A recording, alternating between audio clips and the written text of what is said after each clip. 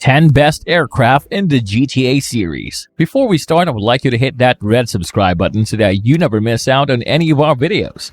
Hey guys, what's up? Welcome back to GTA Robot. Number 10, AT-400. GTA San Andreas features the only pilotable passenger airliner in the whole series, the AT-400. This behemoth of a plane can only be accessed in a hangar in Las Venturas Airport, and whilst it may not be as sleek or as fancy as a private jet, the novelty of being able to fly a proper airliner certainly makes it worth a test flight. The only drawback against this plane is that there are only two places where you can land it, back at the airport or at the desert airfield. Number 9. Sea Sparrow. This helicopter appears in Vice City, San Andreas, and GTA Online. It has a little armor, but that won't matter when you're able to get from Los Santos to Las Venturas in a couple of minutes thanks to how fast it is. It has a bit of firepower thanks to a front-mounted machine gun, and it can also land on water unlike the regular Sparrow. However, this is a wasted feature in Vice City because Tommy can't swim, so it's best to leave the sea landings to CJ. Number 8. Rustler. The Rustler is a World War II style fighter plane that only appears in GTA San Andreas and is also the first aircraft to unlock during the game's desert chapter.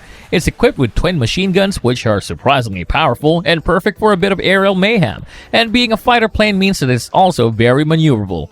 The only drawback is the lack of armor, so maybe think twice if you want to pick a fight with something like a Hunter or a Hydra, just in case. Number 7. Cargo Plane. The enormous cargo plane is the largest aircraft in the entire series, even managing to outsize the AT-400 and the Andromeda from San Andreas. Its true potential can be realized in GTA Online because the cargo space allows for a lot of fun with friends, being almost big enough to be its own sandbox within the game. Unfortunately, Los Santos Airport is the only place big enough to land this monster, and it'll be too big for the hangars. Number 6. Cargo Bob. The Cargo Bob debuted in San Andreas, but GTA 5 is where it reached its full potential thanks to the addition of the cargo hook. This simple addition turned a simple flying tank into a toy of endless mayhem. There's a lot of fun to be had with just picking a random vehicle and chucking it into the middle of a road, and the Cargo Bob can also take a lot of punishment thanks to its heavy armor. Pair it with a friend in a Rhino for maximum carnage. Number 5. Luxor. The Luxor is the final word in an aerial luxury and is perfect for when you just want to relax and take a scenic flight across GTA 5's huge map. It is one of the most expensive vehicles in the game if you want to gain it by legal means, but if you can't afford it, there's always one lying around the Los Santos Airport and you should be able to get away before the cops decide to nab you. Number 4. Buzzard Attack Chopper.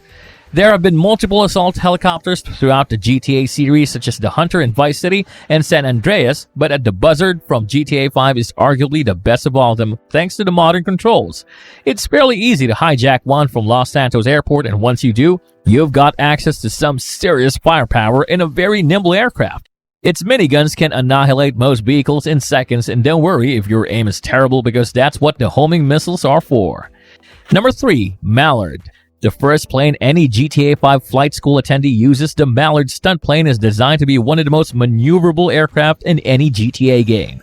This isn't a plane used to carry out heists or take part in dogfights. It's a plane you spend as much time as possible flying upside down, performing barrel rolls, and in just having a huge load of fun. Its small size also means that it just fits in some of the tunnels if you're feeling particularly daring or lucky.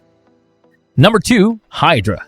The fearsome Hydra debuted in GTA San Andreas and is one of the best vehicles in that game. Its speed and firepower were unmatched and it had some good armor too, but there was one flaw, and that was due to the old controls which often made it hard to fly this twitchy fighter jet. Rockstar eventually brought the Hydra to GTA Online, and even though griefers use it alongside the Oppressor to cause annoyance, it's still an incredibly impressive aircraft to fly around in. And of course, at number 1, Jetpack.